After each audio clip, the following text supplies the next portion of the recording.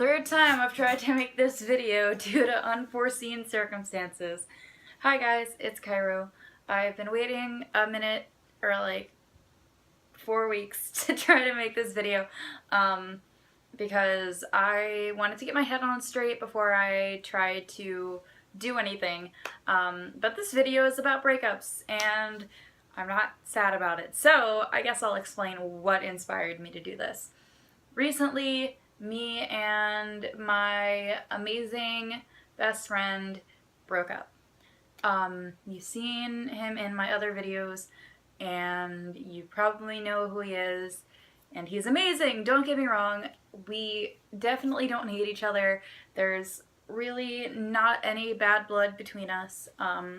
We just both needed to not be in a relationship so that we could make certain realizations about our lives and what we can do to make them better as individuals.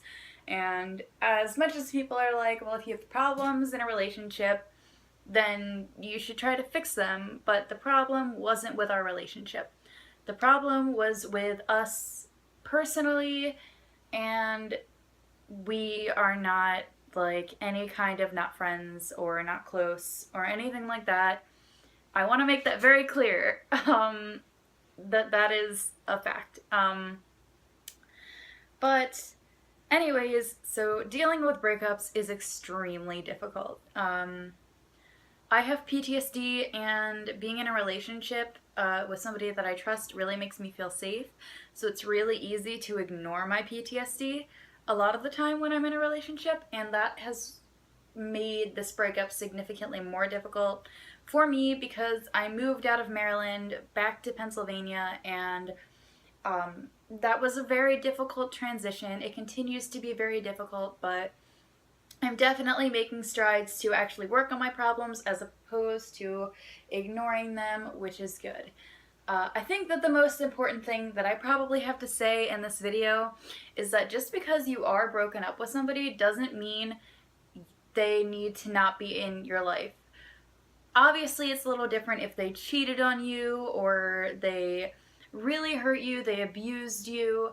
That makes all of it much more difficult and complicated because you obviously don't want to be friends with that person at that point. But if you're just going through a breakup that is hard because maybe you still love each other and you didn't really want to break up but you felt like you had to, it makes it difficult because you don't, it's not that you don't want to be friends with that person, it's that it's just really painful. You have to go through that whole scenario that is just, I miss this person so much, I wish I could be with them again, I wish that I could go back in time and just experience it again. And sorry I'm itching my nose so much, I got my septum pierced like really recently, and oh my god, it's just so fucking bad. Anyways, Molly's barking at something. Sorry, she's going through a hard breakup too. So you should be able to be friends with somebody that you have fallen in love with.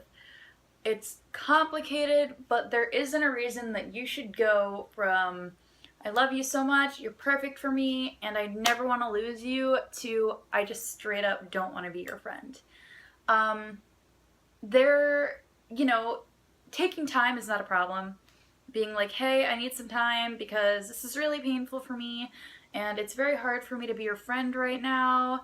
I want to, but being close to you is hard because I can't be intimate with you in the ways that we used to.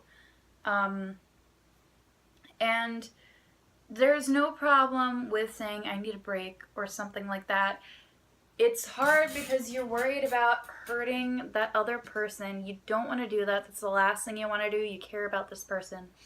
But, taking a break is sometimes the best thing because when you get out of a relationship, you often have emotional problems yourself, and it's very easy to take that out on your ex-boyfriend or ex-girlfriend or ex-partner.